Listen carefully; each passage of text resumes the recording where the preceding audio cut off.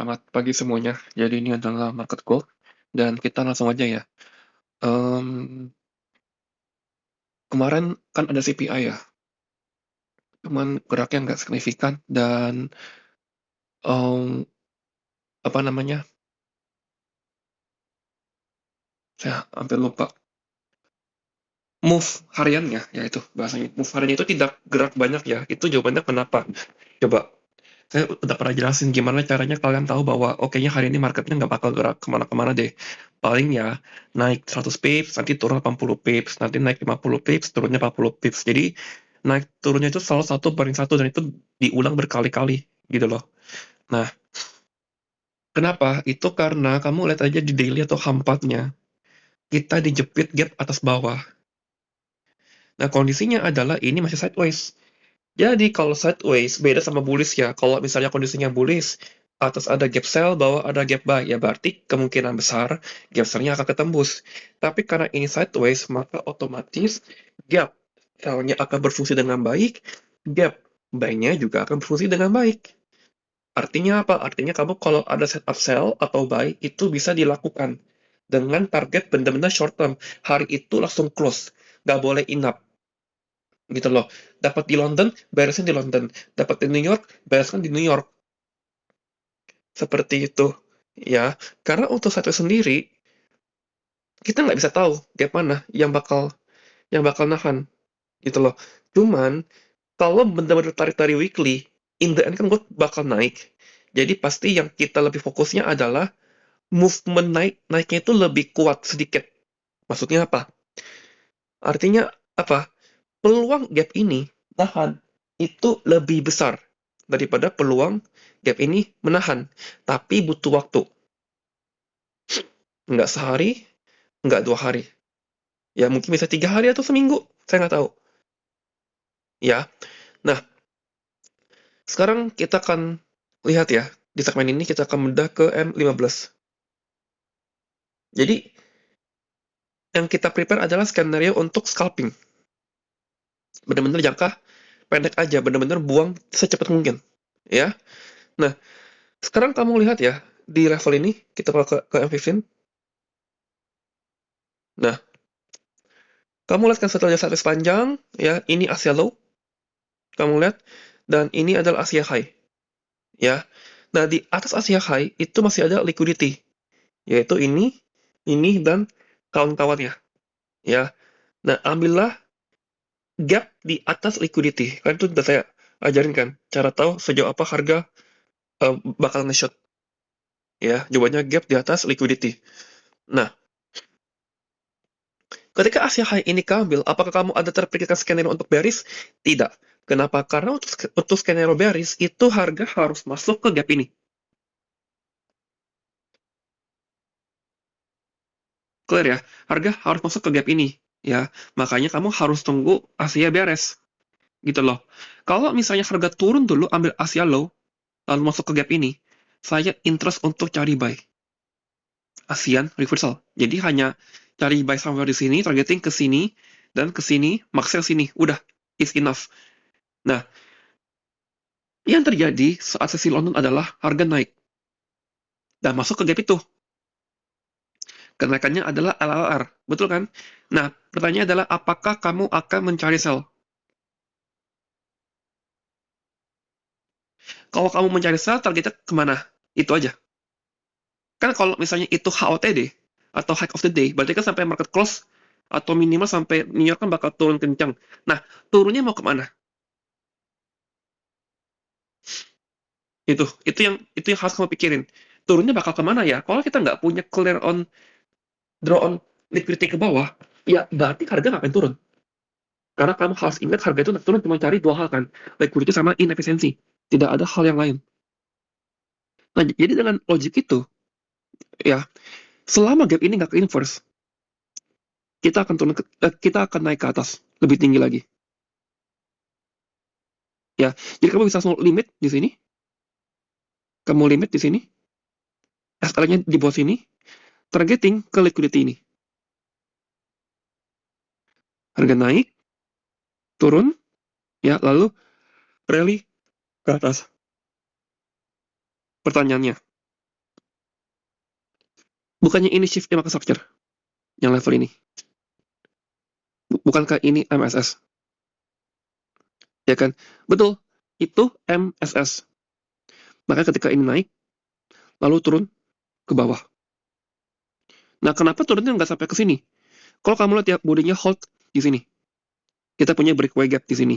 Dan untuk nge-filter itu, kamu naikin ke sampai ke H1. Ya. Nah, kalau di H1 sebenarnya, kalau kamu lihat ya, kita tuh masih punya gap ini.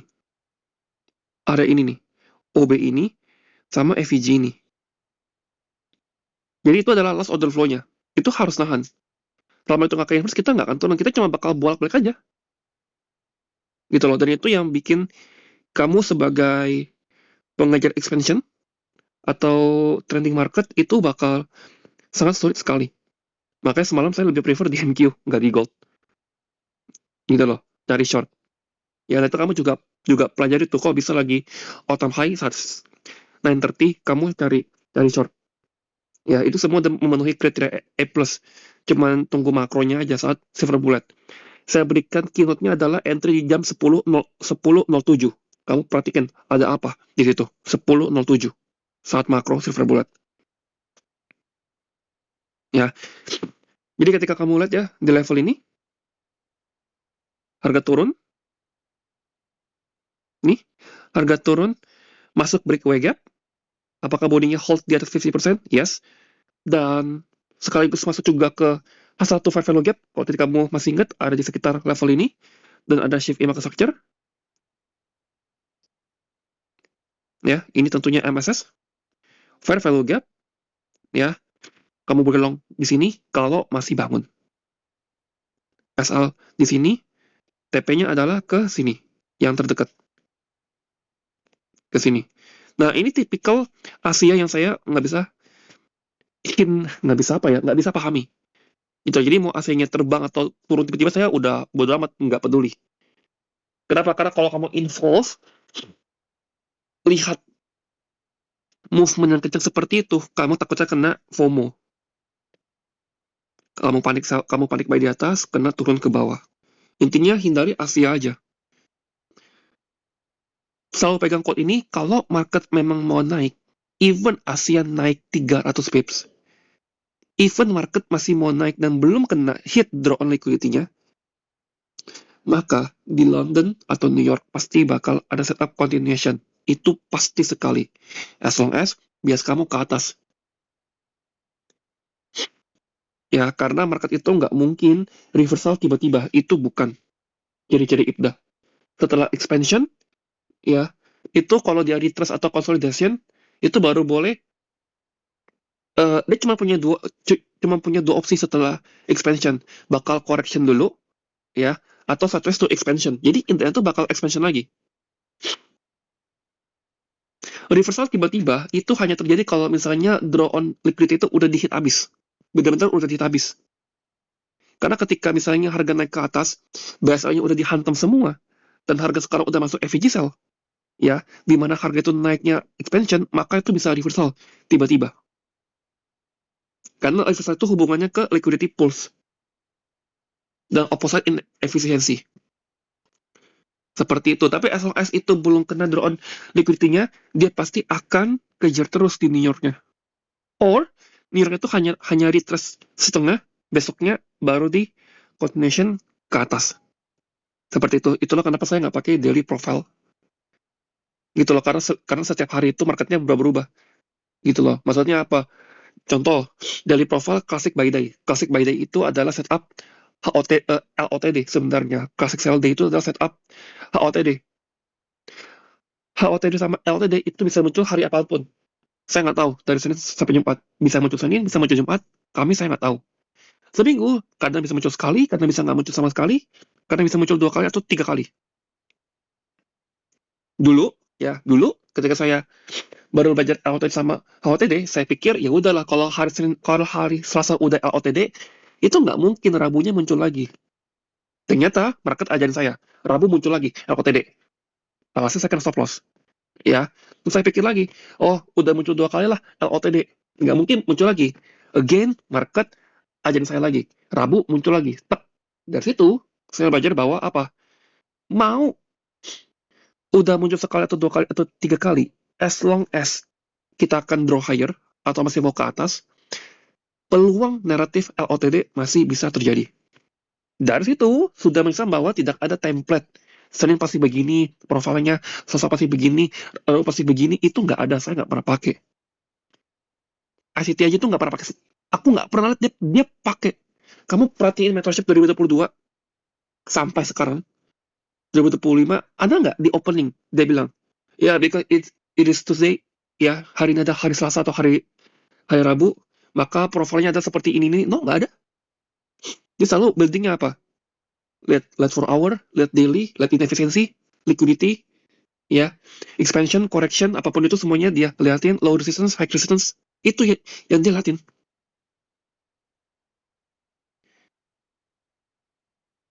Ya, jadi itulah kenapa saya tidak menggunakan daily profile. Gitu loh. Yang penting apa? Pokoknya tinggal lihat H4 daily bakal kemana. Naratif deh.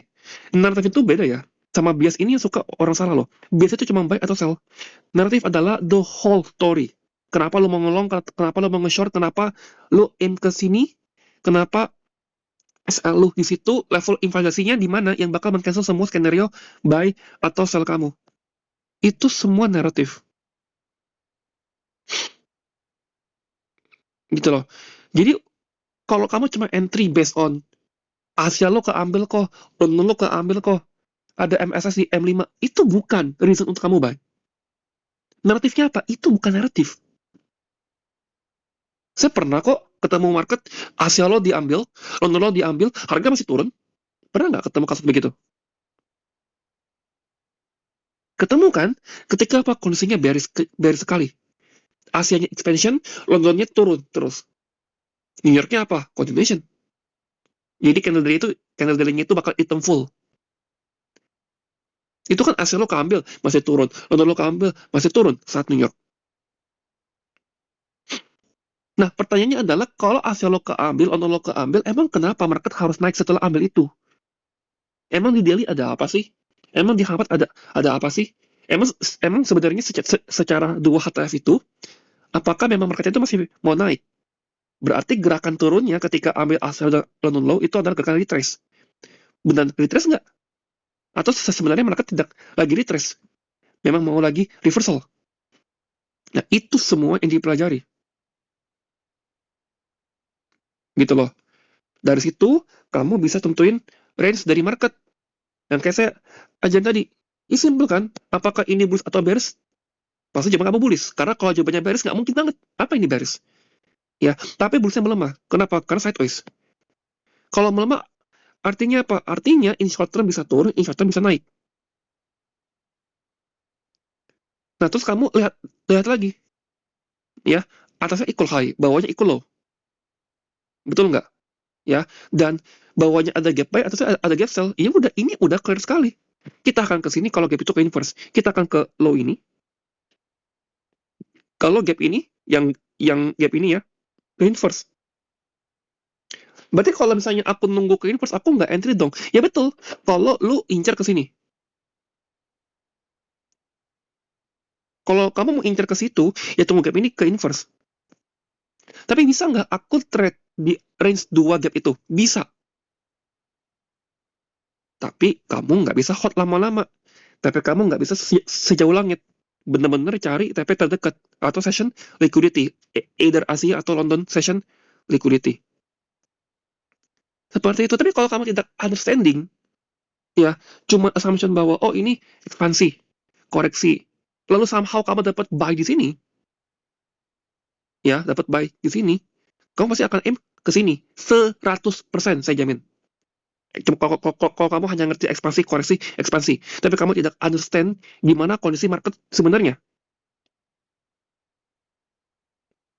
Kalau kondisinya seperti ini, ya beda cerita. Kamu boleh buy di sini, harapin ke atas, itu boleh. Dan saya juga pasti akan begitu. Tapi kan kondisinya tidak seperti itu kan. Nah, dengan informasi itu, lahirlah bahwa, ya udah saya tahu, nggak bisa hot panjang-panjang. Tapi sekali ini ke inverse, udah pasti ke atas. Artinya apa? Artinya dalam kondisi ini, peluang kamu tuh akan 60-40, 40-60, 50-50, gitu loh. Tidak ada yang dominan. Tapi ketika ini nanti bisa ke inverse jelas, bisa close di atas gap sell itu, maka untuk naik ke 3409 itu peluangnya jadi gede. 80-20, 90-10, 70-30. Karena memang udah clear, udah kejawab gitu loh. Karena kalau misalnya mau ke bawah, ya harusnya gap ini nggak ke inverse dong. It's a logic, right? Tapi bukannya ada order block yang menahan, no. Enggak, market nggak kejar order block. Paham ya? Oke, jadi seperti itu. Hari ini PPI tetap sama konsep. Ya, semoga bermanfaat.